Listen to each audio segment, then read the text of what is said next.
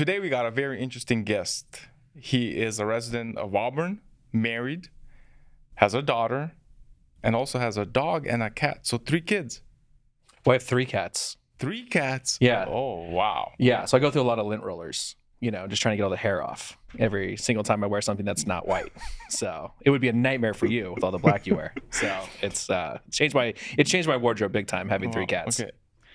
You spent some time living in Montana where you went to college. Mm-hmm. And now you live in Auburn. You also joined Auburn Rotary. That's where we met. Yeah, best day of my life meeting you. Drew Garrison, what's up? How you doing? I'm doing really good. Did I come in too much on that? Like we just kind of just started, and so it's all good. It's okay. Yeah, it's a conversation. I'm doing really good, man. I'm really excited to be here. I've seen some of the other guests that you've had on so far, and it's good to see that you're already slumming it. You're already gonna have to go to the bottom of the barrel to get guys like me to come on. So, I'm excited. I'm excited to be here, man. It's I have a tremendous amount of respect for what you and Tatiana do, and really love your guys' family as well. We've got to know each other over the last year and a half, something like that, and it's been great. So I'm excited to jump into this and talk about my favorite topic, me. So I'm looking forward to it. So why don't we start by you telling us a little bit about your background, where you were raised, how was your upbringing, so get to know you a little bit better. So I was raised in Roseville, California, so just down the freeway a bit. I actually was 3rd generation at Roseville High School. So my grandmother went there, my dad went there, and then I went there. I graduated in 2005. I have 2 younger brothers, and I was the first grandkid. So of course I was treated like a god most of my life, which was really great. And played football and baseball growing up. Kind of the typical upbringing. My parents were super involved in my life. Wow, that's good. How far apart are your 2 brothers? So my middle brother is about a year and a half, 2 years behind me, and then my youngest brother is 6 years behind me. And so all of us are allegedly full-grown adults now. And allegedly. Yeah, well, I mean, I don't know. If you went to my house and you saw like the amount of Lego that I have in video games, you'd be like, "Are you sure you're not a child?" But yeah. So we grew up in Roseville, spent our entire life there, and then I was going to play football in college, and ultimately decided I didn't want to do it anymore. By that point, I've been playing since I was 8 years old. Was kind of burnt out on it. Really wasn't as much fun anymore. And the school I was going to go to was like a smaller school. Like I was okay at football. I was not like great or anything like that. I was okay. Like I made up a lot of it because I just studied all the time and was really intuitive with it. But the school I was going to go to ultimately decided, I was like, well, I'm not going to do that because I'm not going to play football. So why would I go all the way up to Montana to do that? But my mom loved it. She fell in love with the school via their website. So I went on a visit because I got out of a day of school. So that was enough motivation for me to go and visit a school in Montana. And the first time I was there, it snowed, and I'd seen snow falling. Like I've been in snow because obviously we're not too far from the Sierras, but I'd never seen it actually fall at that point. So I was like, okay, I'm gonna take this as a sign. And it was the best. It was or not the best because now my life's pretty amazing, but it was an incredible 4 years. Montana is such a different place, and this is pre-Yellowstone, so like nobody knew about it, and it wasn't nearly as popular as it is now. It's kind of fun to go up there and see it now because it's changed so much since I was there. I mean, I graduated college in 2009, so. Would you ever move there? No, hell no. Is it mainly because of the weather? It's the weather. It's brutal. It really is, and it's one of those things that, I mean, they are hardy people who, my friends that stay in Montana, and I mean, it's funny.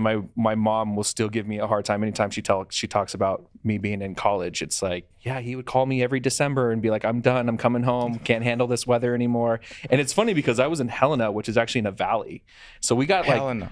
So we actually were like protected from a lot of the really bad weather. But yeah, I mean, the people are incredible, and we did actually get to go back up there for a friend's wedding earlier this year or late last year. And it was awesome to be up there again. It really is a special place. But, when it's like a whole situation to go to like 7-Eleven, you don't you don't want to live there because it's too cold. It's a little too slow for me at this point. But for my college years, it was great. It was an absolutely great time. And then from there, went to Southern California, lived in Lake Elsinore. So it's like the one place in Southern California that you actually don't want to live. So I was it's in the Inland Empire. So it's between Los Angeles and San Diego. So it's just desert and like a lot of like dirt bikes and things like that. So if you're not into that lifestyle, it's like really not for you. But I was working in sports at the time. And so, and that's when I got introduced to the alcohol industry. And so I was running as an assistant director of food and beverage for a baseball team. Thought I wanted to work in sports, but really kind of found out that food and beverage was what I wanted to be in. I wanted to be in hospitality. I wanted to get into some form of that. And it still took me a little while after I left Southern California, came back up to Sacramento. But within a couple of years, I was into the spirits industry. And now it's been somewhere between 12, 13 years of working in the booze business. What did your dad do? My dad was a contractor. So I like to joke that my dad worked so hard that he proved to me that I never wanted to be a contractor. Have you ever worked with him? I have, and it is brutal. It is absolutely backbreaking work. What kind of construction? So when I was growing up, he was a general contractor. Okay. And so he was, I remember he built a friend's house of ours that was a very, very big home. And he was like, I'm done. After that, it was like a huge house. He's like, the next house I build will be my own. And unfortunately, he still hasn't done that. But then he switched to focusing on concrete, and he's been mostly focused on concrete. I would say, oh my gosh, I have no concept for time anymore because we're just all old. But 20 years now. So he's still doing. He still does it. He doesn't do the labor as much. My gift of gab 100% comes from my dad. Growing up, I mean, again, like as I'd mentioned earlier, third generation in Roseville, there was a time when Roseville was a small city. Yes. It's not anymore, No. but there was a time when it was, and you couldn't go anywhere in that city with my dad and not run into somebody that he knew. Oh, wow. So any short trip was never a short trip. It was always like, well, we're going to run into somebody. He'll talk to them for 30 to 45 minutes. And it used to drive me nuts, right? And it's 1,000% who I am now. I do the exact same thing. So it's fun to kind of see that come full circle. And like we've become even closer in my adult life because we go do things together. It's great. So, but yeah, that's what he did for the longest time. And then my mom was at home for most of our youth, and then eventually went. First, she was working as an office assistant in a law firm, actually here in Auburn, just down the road, which is really fun. It's now the water agency building, but back then it was a friend of ours law firm. And then she ended up working for the city of Roseville, and then worked for the city of Roseville for 20 plus years. And that was, she just retired. She retired when my daughter was born, but then they brought her back in as a consultant. So like both my parents were working, but they were both volunteering at the same time. And then I had, my grandparents were around too. So like my whole family is in this area, which is still the case today. So you still have grandparents? I'm very, very lucky. Yes. How many? So my dad's parents divorced when he was a kid. So the only grandparents that I've lost were my mom's parents. My dad's side, both his dad and stepmom, and then his mom and stepdad are both still around. And yeah, it's crazy. It's like I'm super, super, super lucky to still have those people in my life. And per the usual, I probably should reach out more. So, but I still see them as much as I can. My grandma, my dad's mom. She's still alive. She just turned 92. Oh wow! And I same thing. I think about this. We don't really see her as much. Like all of my brothers and sisters, everyone's got their own life, everyone's doing their own thing. But lately, in the last few years, I've been getting this urge, like, just to go see her. She's still, like, she's in her perfect mind. Like, she remembers things. She can have a conversation with you. I mean, she's doing still okay for 92. Yeah, no kidding. But Where's she at? She lives with my uncle, my dad's brother, in Sacramento. Oh, nice. Antelope. Oh, so not far at all. Yeah. I didn't know if it was like a we got to get back over to Ukraine situation. No, that's awesome. No, thank God. Everyone from my dad's side, my mom's side, everyone came to America. We were the second family from my dad's side to come here, and then after that, the grandparents and cousins, everyone made it here eventually. Right. So yeah, even with all this stuff going on right now in Ukraine, luckily we don't have someone that is very close to us that we can, really feel like, You're not like, I mean, you're worried, obviously, Yeah. it's your home country, but at the same time, it's like, okay, the people that were Yeah. closest to me were here. Mhm. Right. So that's great. That's good. But yeah, I think especially when you consider the age of our kids now, where they really are cultivating memories and there are things that are going to stick with them for the rest of their life, like it's really important that, they get to be around, their grandparents and their great grandparents. Like I never got to spend time with any great grandparent. Neither have I, no. But I was super lucky that I did have my grandparents were a huge part of my life. And that's why it's so important now for like my parents to be around my daughter, then my in-laws to be around my daughter as well, because it was such a huge part of my life that I was Yeah. okay, I want that, so since my daughter was 3 months, maybe a little bit older, my mom has been taking her every Friday. Wow. Yeah, and for a while it was just for a couple hours, right? And then eventually it became the overnights. And now it's funny because we're all so used to it. Like my daughter included that if and my mom is still very active and traveling and she does all kinds of great trips with all of her girlfriends. But like if we end up spending too much time around each other, like you can tell that we're all like annoyed with each other. It's like, when are you going to your grandma's house? Like whenever she gets back, leave me alone, So we're really lucky that, all of our family, my brothers are still in the area, my brother-in-law is still in the area. So we're pretty fortunate. So are you pretty close with your brothers? I would say as close as brothers can be with completely different, interest. Oh, yeah.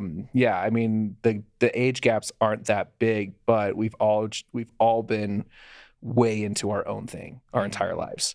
So, there's things that definitely connect us. I would say probably the thing that I talk to my middle brother the most about is video games. That's kind of like our link. And then for my youngest brother, it's probably like stand-up comedy is what we talk about the most, or different, music. He's better at the music stuff than I am. I've never really been a music person, but he's really into it. So he kind of helps me from getting too old by sending me like, hey, this is what you should be listening to now. I'm like, okay, cool.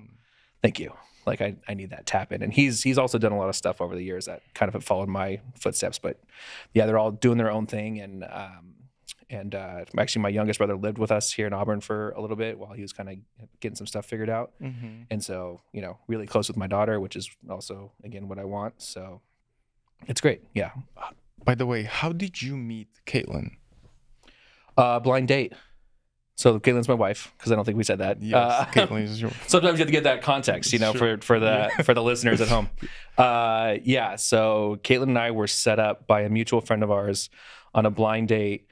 And the first place that we went to was actually closed, and it was my idea, right?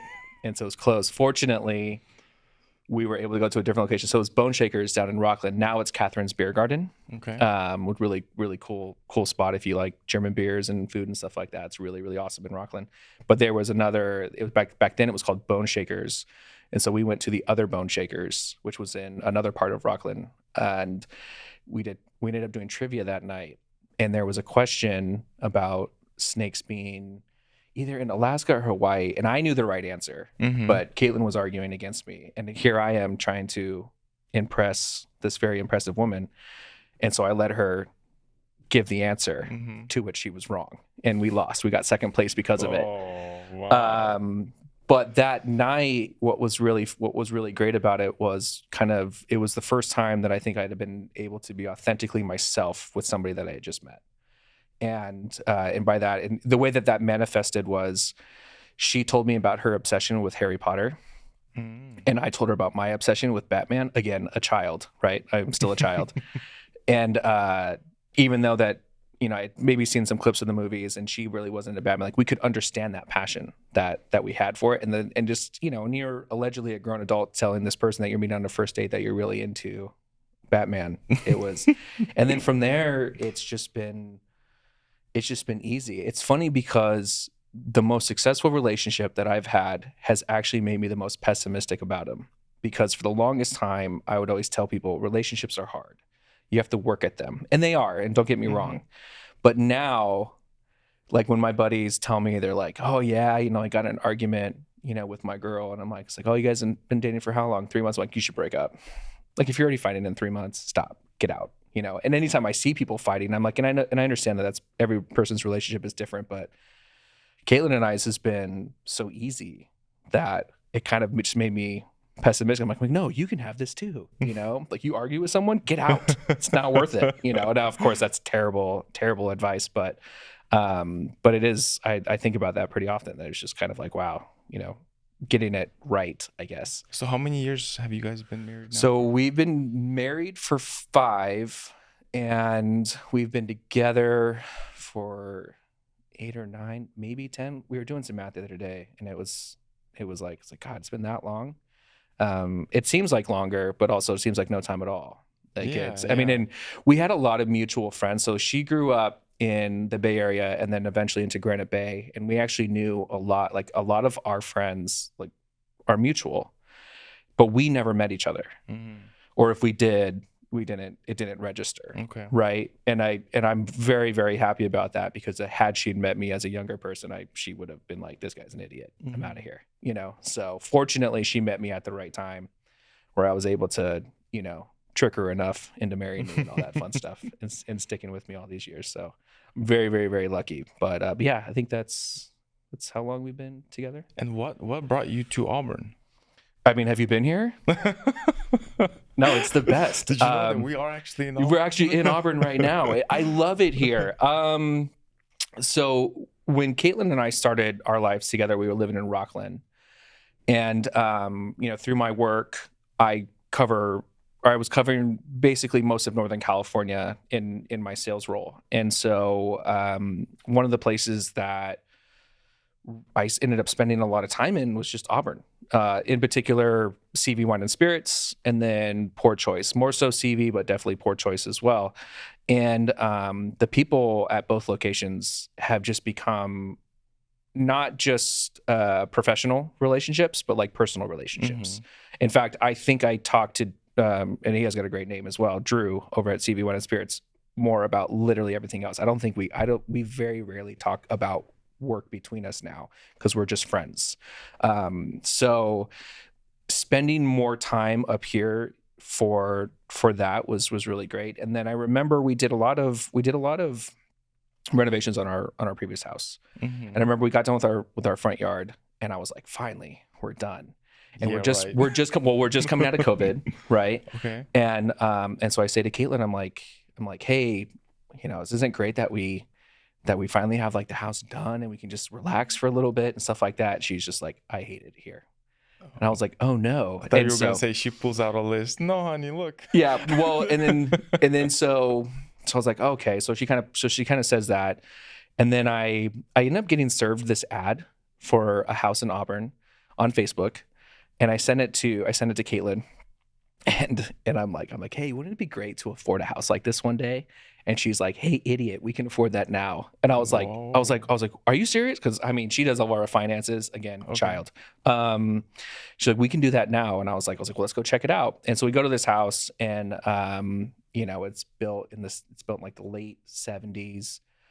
It's on stilts. It's overlooking the valley. So like the view is incredible. You just feel like you're going to die the whole time that you're in this home because it's on these, 50-foot stilts, and everything needs to be redone. And so Caitlin is so motivated to get out of our home in Rockland. She's like, this is great. I'm like, I don't want to move into another project house. I'm sorry, but I don't. Like, that's all we've done for the last, X amount of years. And so fortunately, I talked her off that hill, but she was very motivated to move. So and that older house was in an ad on Facebook. On Facebook. Yeah. So there you go. There's another way for you to market. But it worked on me. So then we start the house hunting process, which Caitlin's brother is a realtor, has his own real estate office. So we're going through them. We're working with family, and house hunting is not fun. it can be brutal. And then especially when you start putting in offers or you're looking at places that you really don't feel like your dollar's going as far as it should, right? And we just weren't finding anything. And I remember at one point we just kind of gave up. We're like, we're just not finding the same. And I remember we saw this home in Granite Bay, and it was expensive. And I remember just talking to my father-in-law, who's been in the real estate game forever, right?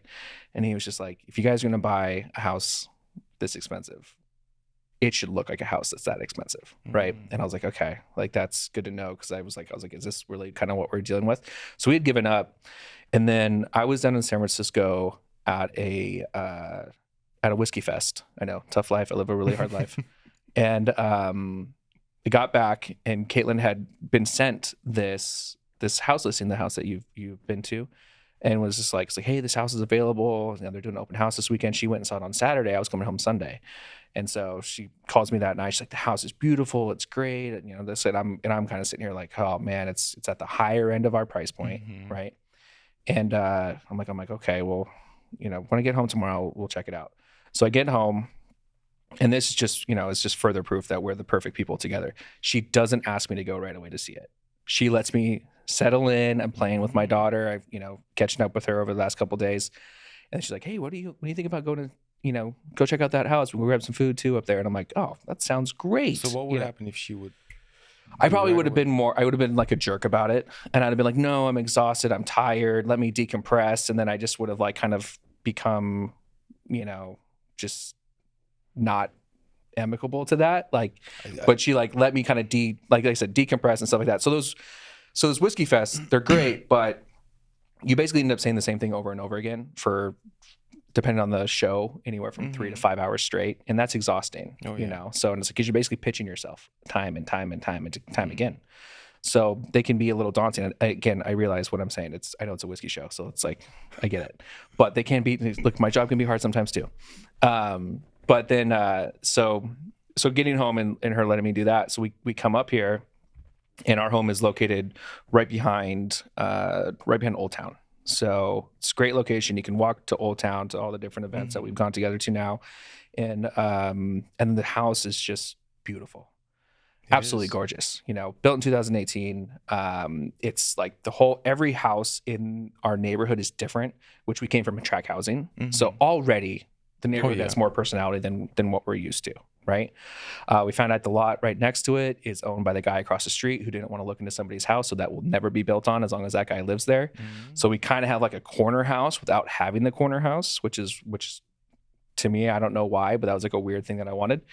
And there was just a couple other features that were in it that Caitlin absolutely loved. And then, so, we put an offer in, and then after a little bit of negotiation, we were able to move into Auburn, and it was like, this is our forever home. So that was 2018, you said? No, that would have been right. It was after the pandemic. So I think we got in, so it would have been 22 or 21.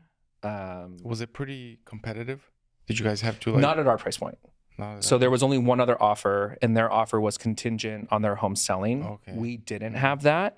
We had to come up a little bit, but at the time, our real estate agent hated, or the opposite real estate agent, which was a friend of ours, didn't care for her client very much, so offered to pay the difference. So we were kind of like, all right, like if you're willing to do that, because she just wanted to be done with the guy, right? So it worked out great for us.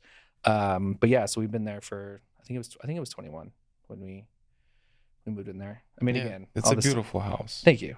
I mean, then I went to your house and I was like, oh my God, more goals to strive for. Here we go. So can't beat your guys' view, man. I mean, I thought I had a good view. Let me see yours. That's one of the reasons why we chose Auburn as well. We've looked in El Dorado Hills, Folsom, and we were always drawn back to Auburn. And I don't know if you know this, but when we got married in 2008, we actually lived in a house that was just built. It was getting foreclosed on. Because the people who bought it, they were going to run a care facility business from that house. Okay, yeah. But because it was in rural area where it was just sitting on a 10-acre lot away from everything, And the fire department, for some reason, said absolutely no. Like they did not want that facility to be ran in that house. Right. So the people that bought it, and they bought it at the wrong time. The guy, so anyway, so it was a beautiful house, brand new.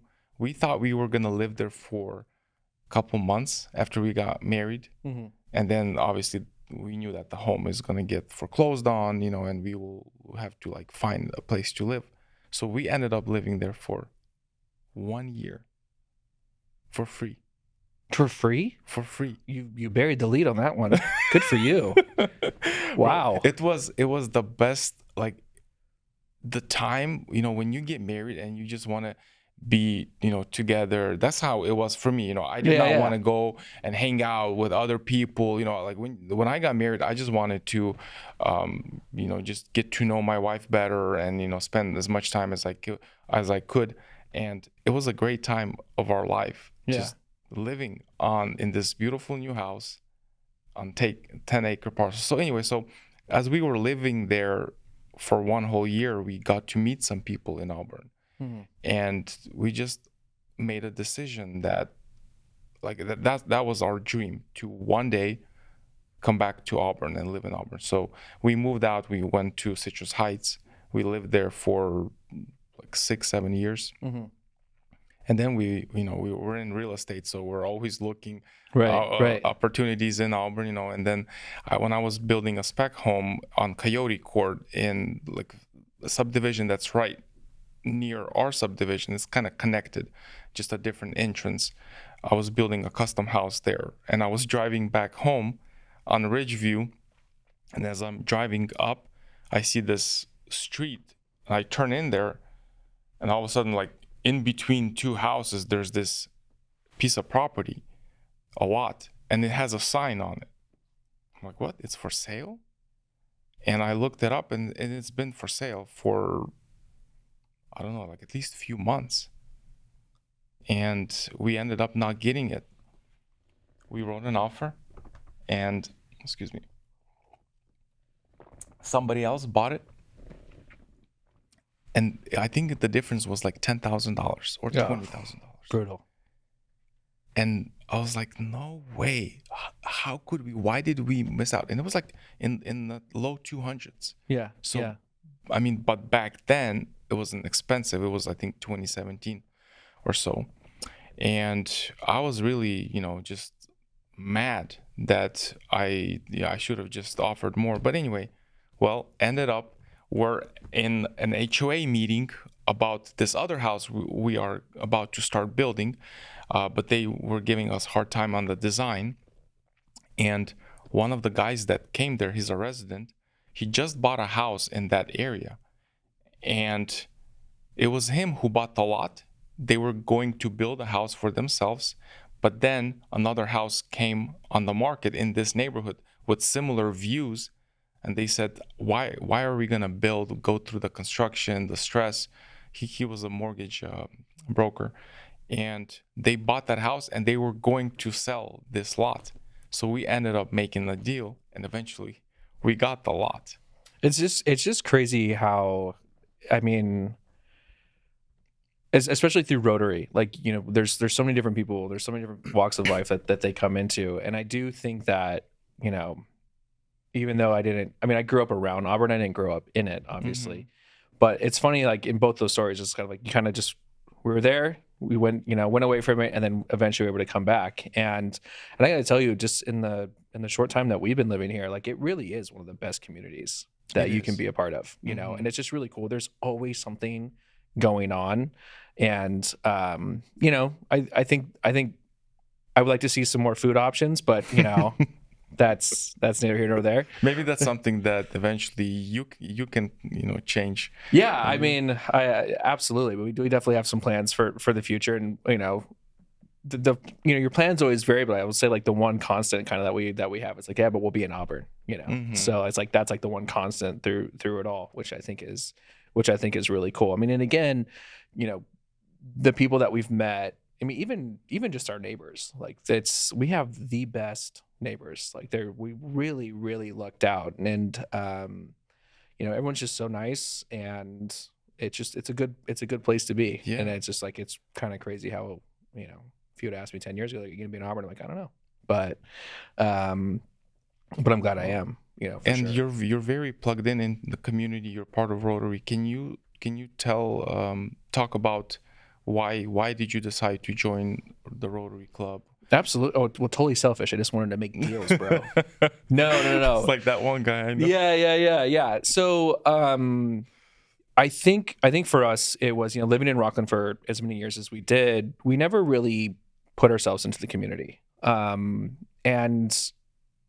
I don't, and that was partially on us, but I also think that Rockland is as connected as a community. I mean, it's a big place and a lot of track housing, and again, not a place that has great food options, so no real cultural centers.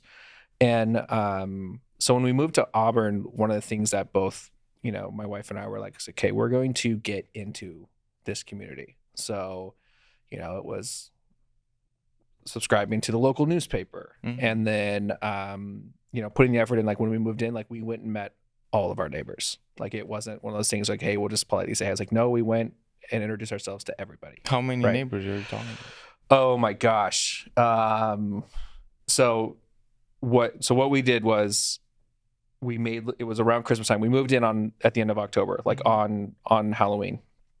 And then so when we get to December, we finally settle in and all that fun stuff. My wife had made ornaments and put our names on them and a picture of us and our phone number. And then we went around to all of our neighbors and gifted that to them. And so I think we did that 14 of our neighbors, 14, 15 of our neighbors. So we kind of, because like I said, like we're right there on the corner. So we get there's a lot of houses around us and kind of, so we did that. But then a further extension of it was like, I want to be a part of the community. How do you do that? And one of the things that I had looked into was Rotary, because I was like, okay, so here's a group that is based off of like building their community up and have all these really great causes and things and have been around for a long time. So cool. Asked a couple of my friends that I knew that already lived in Auburn. I was like, hey, what do you know about Rotary? And they were great. And then it was so funny. So then we come across the one that we're in, the daytime Rotary Club, because there's freaking three of them in this town, which is insane to think about. But we start going through the process, and I remember sitting down, with them early on, and you have to do like this interview, and you have to do all these different things, and I just was like, hey, let me stop you there. We're in. Like, you don't have to convince us. And they're like, oh, we're not. We're interviewing you. And I was like, whoa, that's awesome. Okay, cool. So then it was funny because obviously when you get into Rotary, it's like a new car thing. It's like, then you find out everybody who's in Rotary in places all over Sacramento and the world and things like that. You see them everywhere. And it's funny, I talk to friends now. And I'm like, yeah, this is what we had to do to get into our Rotary Club. They're like, what? And I'm like, yeah, you had to do this, you had to do that. And there's nothing crazy. It's not like hazing. Yeah. It's just, it's like getting people's signatures, and like you have to meet everybody, and then like going to visiting other clubs and participating in things, which is great. It gets you initiated into the group, because especially in our club, there's over 100 members, right? And things can get cliquey at any size, but it's just kind of like, people have been in it for dozens and dozens of years, that there's going to be relationships established. So the way that they're able to kind of get people into it is really great. So, the very long-winded answer to your question is like, we wanted to be a part of our community. We didn't necessarily know how to be, so we wanted people to give us guidance, and we found that guidance through the Rotary Club, and then again, getting to know other people, and then I said, as we're going to be here the rest of our life. So if we can ingrain ourselves into the community, like that's what we want to do. And it's funny because, a lot of people look at Rotary as kind of like this networking opportunity and things like that. Neither my job or Caitlin's will probably ever benefit from that aspect of it. Yeah. I will say though that like for my business, like I started, banking with a fellow Rotary member. So like, I guess it did help in that way, but it was never like, I never looked at it like that. Like it was Yeah, like those yeah. opportunities would present themselves because I don't have a local business. Like I work all over Northern California, and technically, yes, there are bars and restaurants and liquor stores here in Auburn, but I work with a handful of them, and we're good, and none of them are Rotary members. Yeah. So So when in your business, what does your day look like? Like, what's your main? I know it's basically sales, right? it's a little Or bit of everything now. So um, sales is a big part of it. mhm, Absolutely. I don't get paid unless my product is moving and things like that. So, but the days are going to be pretty varied. I mean, if it was kind of like an all-encompassing day, it's going to consist of going in and out of bars, restaurants, liquor stores, and trying to get my products on their shelves. There's also an aspect of managing my distributors. So I work as like this third party that is, going in and educating these places on my product, but then I have to have my distributors actually deliver that stuff, right? mhm, So it's managing my reps. And then there's also elements of education that are involved and events and things like that. So, you've seen me talk about whiskey and wine before. And so I do that. And I will go and I'll host big dinners where, people pay a certain amount of money to come in and try a bunch of different spirits and then hear me talk about them. And so that's kind of like a lot of, so we wear a lot of hats. Like we're kind of, there's individual roles that exist throughout our industry, and I kind of have like 5 of those. mhm, And that's what I do day to day. And again, everything is going to be a little bit different, right? So, for example, next week, like one day I'll be in Napa and we're hosting a happy hour at Bitter Bar, which I'm going to do with Lost Explorer Mezcal. And the next day I'm in Truckee and I'll be at Xander's Bottle Shop doing a tasting for their customers coming in.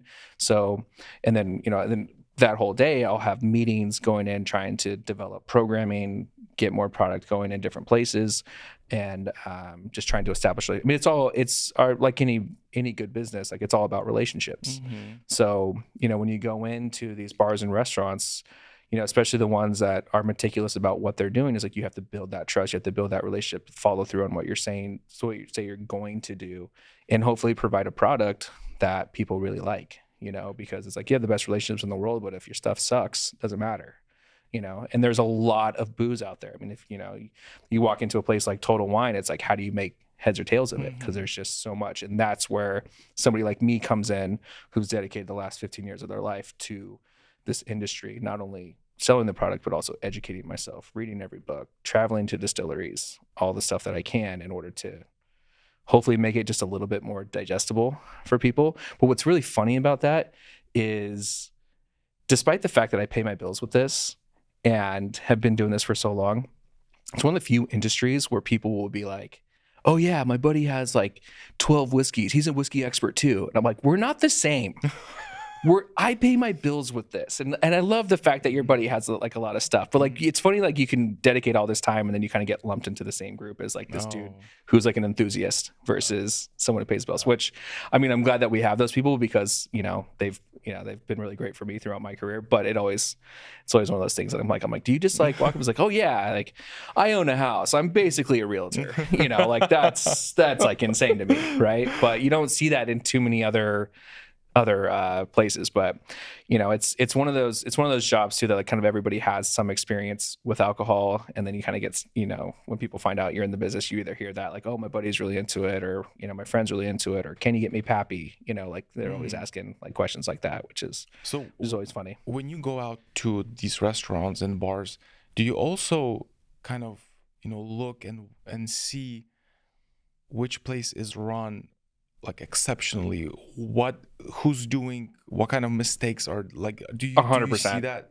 And Yeah, it's actually to a certain degree ruined a lot of places for me really, because you just know too much, right? mm, And it's something that it's hard to turn off. Like I've had people and friends and family members who have been like, why don't you ever want to go out to the bars with us? Like, why don't you because that's what I do all day. It's like, and again, I get it. It doesn't sound bad, but a job is still a job. And when you're doing it all the time, like I remember one time sitting in Hawaii. I know this sounds awful. It's like, oh no, he's in Hawaii. But we're sitting at this bar and my dad's like, okay, so tell me what's wrong with the bar, or tell me like who owns what and stuff. And you're just kind of like, oh, I don't want to do this. He's like, no, do it. I like it when you do it. And so like I break down the whole bar for them, and like, oh, this is probably their top seller. This is the thing that doesn't do well. Like this is the people who are spending money here. So like when you go into a place here in California, we have a 3-tier system. So basically what that means is you have your supplier, so people who actually make the spirits, right? They sell it to a distributor, and then a distributor sells it to a retailer or a restaurant, bar, whatever, and then that person sells it to you. Okay. And in the state of California, if you can only have one distributor if you're a spirit, right? Beer can vary by county. Wine can have a couple different distributors as well. They can also do direct to consumer. And so when you go into a place, if you've been in it for as long as I have, you can tell who kind of quote unquote owns that bar, right? Be like, oh, so-and-so was in here. All their products are here. They're listed on the menu, like all those different things. And so you just, so you can kind of assess a bar pretty quickly when you're just around it a lot. And it's in both good and bad ways, where it's just kind of like, if I tip you 15%, that means that it was horrible. Like the whole experience was terrible, because I just cannot tip, because it's just in our industry, like 15%. That's like nothing. I was like, I had the worst time possible. But are you talking about at the bar or restaurant, or it doesn't matter? Both. It does. Yeah. It's like, because it's just, because when you go to these places, and I do know, it's like, man, this is wrong. This is wrong. This is wrong. And you're just kind of like, okay, that's not all on your server, right? Or the bartender or whatever. And so but that's always like my barometer. Whereas like if my wife sees it, she's like, oh, you are really upset right now. And I'm like, yeah, because I'm also not the type of person, I'm not going to go on Yelp and say something. Sure, I'm not going to blast somebody's business, because that's not my place to do that. And I think people who use Yelp are ridiculous and terrible people. So it's just like, I'm not going to do that. But it does make it hard. But then for the places that are great, and you get to sit in those spaces and you get to see that machine work, and like how many things have to go in to put that meal in front of you, to get that drink in front of you. It's so much more than people truly understand. And it's like, and the thing is, in our industry, especially if you run a restaurant, you run a bar, or you're in just hospitality in general, it's like more than likely you're not crushing it financially. You're doing okay, but like you have a mental illness, and that mental illness is called hospitality, and you have to provide it. That's really it, especially after everything that we went through, and we're the scapegoats of COVID, right? It's like, if you came back to this industry after that means that you're definitely sick in the head, and you have to provide hospitality to people. And, and that's why like I have like endless rope for anybody who decides that they want to be in this industry. And then, where it can be like equally as frustrating to see someone run a restaurant terribly and kind of be like, who gave you money to do this? It's as enjoyable, if not better, to really see a restaurant or a bar like really humming on all cylinders, where you're just kind of like, man, they thought of Can you name everything. A few local ones? Or?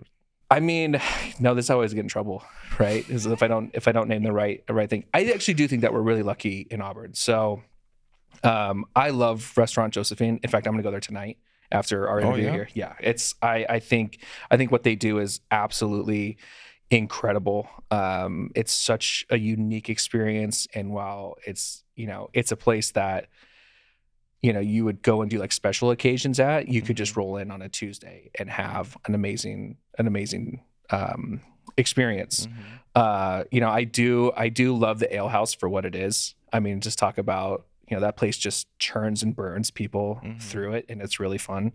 I would say probably every 2 weeks or so, I go and have breakfast at the Otherwise too. It's just by myself, and I love that place as well. And there's a handful of other really, really great spots. I mean, if you want like a really fun dive bar, I mean, there's nothing better than the Cow Club and or Pistol Pete's, like the really, really fun stuff. That's not for everybody. So I just want to put that out there. Like that's not just like, hey, take the family over, but we have some great stuff. Pizzeria Luba is really awesome. Poor Choice, which I had mentioned earlier too. Great coffee house, really European inspired. The people behind it are amazing. So yeah, there's a lot of, like I said, like I wish we had more food options, just because like, you can kind of get through them pretty quickly, but we have some fun stuff here. We have some places that, they kind of deliver on what they're going to be, Do you so. go a lot out to like the near Galleria, Roseville, Rockland area? I mean, I'm all over the place. Yeah. I am, one of the best parts about my job is I really do get to eat and drink at like really amazing places. And and again, that's just it's part of the territory, and that's why you get to see the good and the bad and the ugly, right? And so when you really see places hum and you're like, hey, this is awesome, and I think that, in terms of, it's a 30-minute drive down to Sacramento, and we have one of the best culinary scenes in terms of Sacramento. It's funny because like Josephine's up here will get lopped into like Sacramento restaurant like Yeah, really yeah. often. Hmm. In fact, I even saw them on a Bay Area list, and I was like, since when is Auburn Bay Area? But whatever. People have their things that they say. But yeah, we have a really robust, restaurant group, and like the Farm to Fork movement is really, really serious throughout Sacramento. So there's really great restaurants everywhere. Like we really are fortunate to have as many people as we do, like that are making good food and making good drinks. So Do you ever see yourself opening up a restaurant or a bar? absolutely not. No. I've seen way too many friends do it. Well, now that you know what works, what doesn't work, and you know, you don't think, what about like maybe a consultant to those who run or thinking about opening one? Yeah, I mean, I definitely have helped out a lot of people with their restaurant Oh openings yeah. and stuff. But there's some things that I'm not as. I mean, most of my expertise comes in the form of drinks and things like that, and back bar placements and just hospitality in general. Um, but I always joke that the only place that I would open up a bar would be Nevada, so I could have gambling on the bar top. Like that's the only place that I would do it, because it's so hard. It's hard to do business in California in general.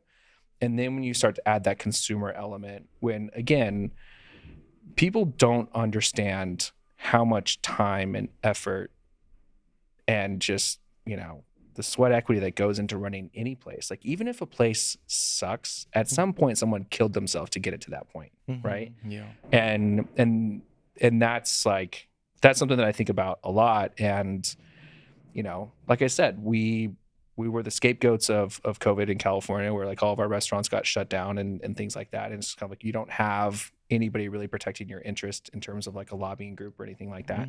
So I think to get into that business, like I said, and the margins are super thin. Like I definitely suffer from hospitality, but I'm not a full blown sufferer. So there's no way I could do it. I mean, you might be able to convince me to be like, hey, Drew, do you want the cow club? I'd be like, okay, fine, I'll take the cow club. But I would be very hard pressed to do it. It's just, I don't know, man. There's just there's just more work that goes into it. I also like to be able to move around a lot. Yeah. If you have one spot, you're locked into that place, which is great. And maybe there's a time, because my wife does have some plans of future businesses she wants to open up. But like for me at this point, it's like no, let's be able to bounce around, see different bars, whether it's in San Francisco or San Jose or, all the way up to, up here to Auburn or over to Laurel Hills. Like there's like really cool bars and restaurants everywhere. So like, and I have an excuse to walk into all of them, which is really, really fun, Yeah, sounds like fun. So what's the long-term vision for you? 3-5 years? Oh man, I think it's just keep my daughter alive. That's really it. Keep my daughter alive, keep my wife happy. I just have the mentality that things will always work out for me. I have quite a few parachutes and things like that if it ever really turned sideways, like I'd be just fine. So I want to, enjoy my life. I want to make sure that my daughter has everything that she wants, and my wife has everything she wants, and just, and then be a bigger part of my community and continue to grow that, and just, have people, rely on me and stuff like that. Recently, I heard my wife she was like describing me to somebody else. And I came in at the end of it and I was like, what are you saying? She goes, well, the way I describe you is like, you're a lot like a German Shepherd. And I was like, okay, what does that mean? And she's like, you are very intense when people first meet you, because I'm very passionate about everything I do. I'm very like, I don't pull too many punches. she's like, and it can be off-putting for a lot of people, like the way a German Shepherd can be, right? Mhm. And then you get to know you, and it's like, oh, he's just fiercely loyal to the people that he's loyal to. And I mean, and who doesn't love a dog association? Like, you associate me with a dog, it's like, wow, this is great. But I just heard that the other day, and I was like, oh man, like, yeah, that's it. So like, in terms of my vision, it's like, man, I mean, whatever I'm doing, I'll be fine. I'll always Mhm. find a way to make things work for myself. It's like, but I'm really concerned about making sure that, my daughter Hensley is good, and that Caitlin's good, and the people I care about are good. That's what I kind of envision for the next couple of years, and then whatever happens, it'll be great. So how is your relationship with your daughter? Like, are you pretty close to her, or she's more like closer to her mom? Well, so she's an only child, and I mean, she does have the dog and the 3 cats, so she does Mhm. have those siblings. Um, but we really lucked out. I think for the so COVID was terrible for a lot of different reasons, but in all honesty, it was really great for me, not only professionally, but also for my relationship with my daughter. Mhm. So Hensley was born in April of 2018. So by the time that we get to 2020 in March, when the whole world shuts down, now I don't know what's happening to my industry, right? Caitlin had always worked from home, so she was in her office kind of doing her thing. Well, remember that first month was kind of like we were in like this standstill. And so, Hensley's school had closed down. And so I was just home with her every single day. And we really, really got to build this really fun relationship that I don't know if we would have got that opportunity had that not happened. Yeah, Right. yeah. And so, and since then, it's like she's one of my favorite people to hang out with, despite the fact that she's a total pain in the ass too. Right. It's, we're really, really close. I mean, again, I grew up in a really great household where, I could tell my parents anything. I could tell my grandparents anything. And that's the kind of situation we're trying to cultivate with my daughter as well. And, I just, it's, you read all these different things, I'm sure you do as well, where it's like, you really got to worry about a lot of these kids these days because there's no break from the onslaught because of like social media and stuff like that. Mhm. And I just like, whether it's my daughter or my niece or my nephew or my friends' kids or anything like that, like I'm always like, hey, I love you. I love you guys. This is why you're great. Don't let anybody tell you different, and so Mhm. constantly building her up because, it's also not easy to be a woman in this world. So raising a daughter that's going to be strong and not take shit from losers, like that's Mhm. also what I'm concerned about. And so we have a great relationship, and and I'm proud to say that she has a great relationship with her mom too. Now we'll see what happens when she becomes a teenager, not looking forward to that, but because she's already a very strong-willed kid. Um, but I would say I'm really, really happy with where we're at in our relationship. And I hope to, like today, I actually act as the garden docent for her class, which means that once a month I go in and I help her teacher Mhm. wrangle all those kindergartners and take them down to the school garden and do different projects. Well, we're in a big storm right now, so we did an inside class, and Mhm. boy, was that interesting. And I got to tell you, we do not pay our teachers enough because just doing like a 30-minute talk for these kids, Mhm. it's like my worst nightmare of like any whiskey tasting where like everybody's drunk, right? And just talking about whatever they want to talk about. Like there's no difference. It's so funny because it's like I'm used to talking in front of people. I've done presentations in front of hundreds Mhm. of people, right? But it's like you get in front of 15 5-year-olds Oh and yeah. it's just kind of like, boy, that pushes you to a different level of stress and Yeah. anxiety because it's just kind of like, oh man, everything flies. So And I know you read books, right? I try to. Yeah, actual books, or you do the, what do you call them? Ebooks, Audiobooks? audiobooks. I mean, they're still real books, but sometimes I just read them to you. So No, so which ones you prefer? Do you I actually do pick up real I books, do like both. both? So I love comic books, and so Mhm. I do a lot of trade paperbacks. Like I have done digital comics before, and Mhm. I hate those. I like to have paper. I do like having physical copies of books Mhm. as well, but then I'm in a car all the time, Mm. right? So So between audio. podcasts and audiobooks, Mhm. and it has to be the right audiobook. Like I go through a lot of them, and so, but yeah, I do both. I mean, we have, like, my wife is I think the best way to describe it is a voracious reader. Mm. She reads sometimes 2 to 3 books a week. Wow. It is mental. That's a lot of books. Yeah, and so she just flies through them. I am not that way. Hmm. I mean, I definitely enjoy reading, but not as much. So The yes. reason why I'm asking is, I don't know, have you seen this book? Strong Fathers, Strong Daughters. I think I've seen it, but I haven't read it. Yeah. Well, I read this book. It was recommended by a friend of mine, because I have a daughter as well. I've met her. She's lovely. Thank We you. celebrated her birthday recently. It was great. Yeah, yeah. So, but anyway, this is a great book, especially, you, you know, there's, I watched so I have 12 siblings. Jesus. So I have 4 brothers and 8 sisters. I've watched how our parents raised us boys, the girls, and every girl, every sister that I have, she's unique, she's different from the other one. And like understanding, having that enough time and effort to really put in to understand everyone. I mean, that's like almost like a full-time job. Was for Yeah, my parents, for my dad, for that's my an mom. exhausting amount of kids. Oh my god. What works with one daughter is not gonna work with the next one. Totally. Yeah. Because they're different, different character. Anyway, personalities. Sorry, that's what I was trying to say. Not character, personalities, and stuff. So, yeah. I mean, I would recommend this book, since you are a father and you have a daughter. It's a great book.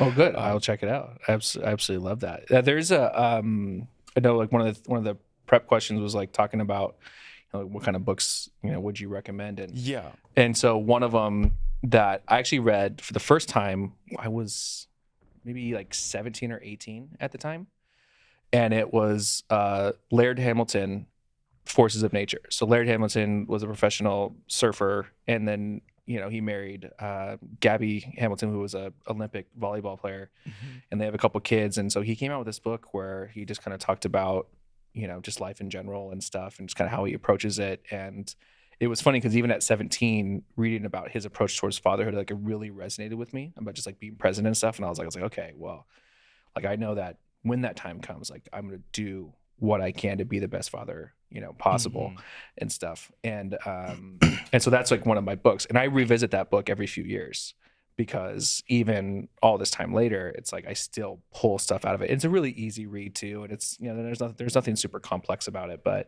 I just love his approach towards life, and just kind of being like, it's like, hey, when I'm home, I'm 100% home. When I'm out, surfing, I'm 100% surfing. When I'm doing yoga, I'm 100% doing yoga. And it was just, it's really cool to like when you can throw yourself into that. And I also just think that we're at this point too, where parenting is so much different than it was, before, where you had like these stoic father figures, or the bumbling father. Like one of the things that I really pride myself on is being as active in my daughter's life as possible. Because I mean, and I don't know if this was like you when your kids were smaller, but I remember, Caitlin is the primary breadwinner in our family. Right. So she travels a lot for work, and she does all these different things. And so, and I'm able to, the flexibility of my job allows me to step up when I need to. And I remember the first time that she went on a work trip, like she had coworkers being like, well, who's watching your daughter? She's like, her dad, and that was just something that doesn't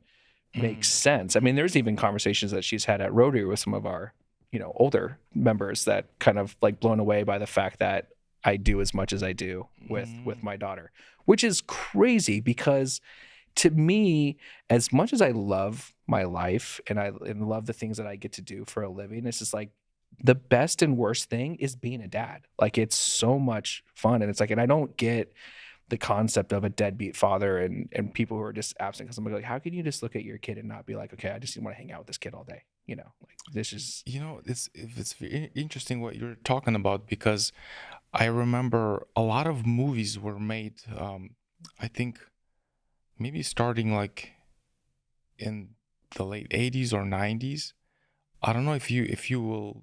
I don't know if I can recall certain movies, but you probably will agree with this.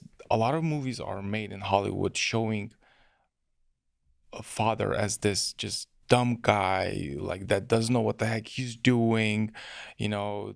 He's like in home, he's incompetent, you Right. know. Yeah. He's just ruining everything, Yeah. and every time he tries to connect with his daughter or his son, it draws them even further apart. Like, I don't know. Like, to me, it's like, it's almost like, is it, that's kind of how it became slowly in America, or is that something that's just try like kind of almost being forced by Hollywood? I don't know if it, I mean, I think that's, kind of like the bumbling dad thing. So, like a personal aside, like anytime I post pictures of like my daughter with like social media and doing stuff together, one of the hashtags I always use is real dad, right? Because I know I'm not the only one. It's like, I know how involved you are with your kids' life. I Mm-hmm. know how involved all my friends are with their kids' lives, and it's like I'm surrounded by really solid dads. Mm-hmm. And so when you do, and I do think that they're moving away from it. I mean, I think now we're kind of like over correcting, and now you're getting into like this like super macho, like Yeah, we need to yeah. be super masculine. It's like, dude, pump the brakes, bro. Like, it's like, Just there's a happy medium on all this stuff. It's like you can be vulnerable, but you can also be strong and stuff too. And I do think that we're at a good point now where we are moving away from the inept dad stereotype, because it's mm-hmm. like fathers should be involved. You should be a huge part of your kid's life. And then, but you can also be sensitive and you can also be vulnerable and things like that, because, you know, even as good as my life is going, like I still have struggles. I still have things that I wish were a lot easier, and didn't have to deal with anxiety the way that I do. But I have a good support system, Mm-hmm. and it's like, and I know that I can be vulnerable to my kid. I don't have to act tough all the time. It's Yeah. like, I mean, Caitlin will tell you, there's many of movies that will make me cry, and I have no shame in that. And I think there's, I hope that really what comes out of us being more vocal about stuff and things like that too is just kind of, it's like, yeah, we can just talk about this stuff and be like, yeah, the bumbling idiot thing, the bumbling dad, like that makes me mad, like, because Mm-hmm. Yeah. that's not my impression. My dad wasn't like that. Mm-hmm. My dad was super involved, and was a huge part of my life. And then I look at the dads around me now, and it's just like, no, all these dudes are badasses, Mm-hmm. Yeah. and Yeah. it's like, and that's what, let's celebrate that. And I think the craziest thing too is that dads do get celebrated for the dumbest shit, because it's just kind of like, Mm-hmm. it's like, oh, you're just involved, like that's so cool. It's like, yeah, you should see what my wife does. So you want to see a real superhero? You should Yes. see what my Yeah. wife does, Yes. while still being the primary breadwinner, holding our family together, doing all the planning and stuff like that. It's like when we go on trips, there are things that I can contribute and stuff like that. But for Mm-hmm. the most part, it's Caitlin doing Yeah. that stuff, Yeah. Yeah. right? And so I think it's, it's just kind of silly what some of the depictions are out there. And it's just, it's just not reality. But so often what we get served is just no longer reality anymore. Yeah. Yeah. And that's why you gotta have to turn off that noise and sit in front of somebody and Mm-hmm. talk on a podcast for an Yes. hour. So that's Yes. what you have to do. That's the trick. That's the trick to happiness. So one of the questions I ask on the podcast is this. This podcast is called The Greatest Story. And my thought behind this name was that I was thinking, everyone, as you grow, everybody hears, they hear stories being told to them. Then they read about different stories. And then they buy into stories. There's stories that they tell themselves, sometimes about themselves. They believe in it, and they kind of build their life based on these stories, right? Is there maybe a story that you can remember, or you can talk about, you can describe, that really had an impact on your life? So I don't know if it's an individual story, but I do listen to a lot of podcasts, right? Mm-hmm. And so you get to hear a lot of those stories. And one of the things that has stood out to me over the years is how often when people tell these origin stories, I'd be like, then my parents told me I couldn't do it, or my friends said it was a bad idea. And I'm of the mindset now where like I never want to be part of someone's evil origin story. You know, it's like, well, I went and asked Drew about it, and he was like, you can't do it. So that's not my role. And even if it's something that I don't necessarily think is going to work, I think those types of stories, the way that's impacted me is that you should be gassing everybody up. So it's like, if you come to me and you want to do this thing, like you want to do this podcast, I'm like, hell yeah, dude, this is how you do it. Go out and just take reps and get after it. Because I never want to be one of those people that, you know, you're on some show in 15 years with the most popular podcast of all time. You know, you finally dethrone Rogan, and it's like, oh yeah, and people used to tell me this isn't going to work because there's already too many podcasts, there's too much content, there's too much this. It's like, I never want to be that. And like, in hearing people tell those stories of people doubting them, it's like, do you want to be a doubter? Absolutely not. You should be gassing everybody up with whatever they want to do, as long as it's not going to hurt other people, right? I mean, we're reasonable, right? And so that's what I take away from a lot of like those stories. That's what stands out to me is like, I want, you know, when Hensley ends up being successful at whatever she ends up being successful at, I want someone to ask her, it's like, well, what did your parents think of this? Like, oh, they were so in. They were so supportive. Yeah, they were there for us every step of the way. I want my nephew to say that. I want my niece to say that. I want anybody who's ever been around me to be like, it's like, hell yeah, dude. From day one, you were like, that was a good idea. I should do it. I should pursue it. You know, and is everything going to work? Absolutely not. But then that's another opportunity to be a good friend and step up and be supportive in those situations too. Yeah, so. Yeah. You know, I think that's so in hearing stories and stuff like that, that's my biggest thing is like, it's like, dude, don't inspire someone's like evil origin story. Like, be supportive, gas people up. That's awesome. That's awesome. What I think. I think that we should all, if we all did that, I think we'd be in a much better place. Amen to that. Well, thank you so much for coming on. If you can please tell people how they can find you. Yeah. So you can find me on Instagram. It's Garrison 6. You can also check out my podcast, which is the Good Bottle Podcast. We do more spirits industry focused stuff, but we have a lot of really cool guests from around the world on. It's, you know, it's a fun listen. Even if you're not in the industry, we try to make it as approachable for that too. You can find me in Auburn Rotary Club sometimes on Tuesday afternoons when I'm able to make it. You know, that's become a little bit harder recently. We'll put the links on the. Oh, cool. Yeah. And so, but yeah, and I, you know, again, if anybody or if anyone is whiskey, agave, or, you know, gin curious, send me messages. I love talking about booze. I love talking about Legos, Batman, all the fun stuff. Like Star Trek. Oh my God. Yeah. That's the future I want. You just found a new buddy, Star Trek buddy. Yeah. And it's, you know, and that's always great when we can find brethren like that. So, yeah. Watch more Star Trek. That's my message to everybody. Awesome. Well, thank you so much, bro. Thank you, sir.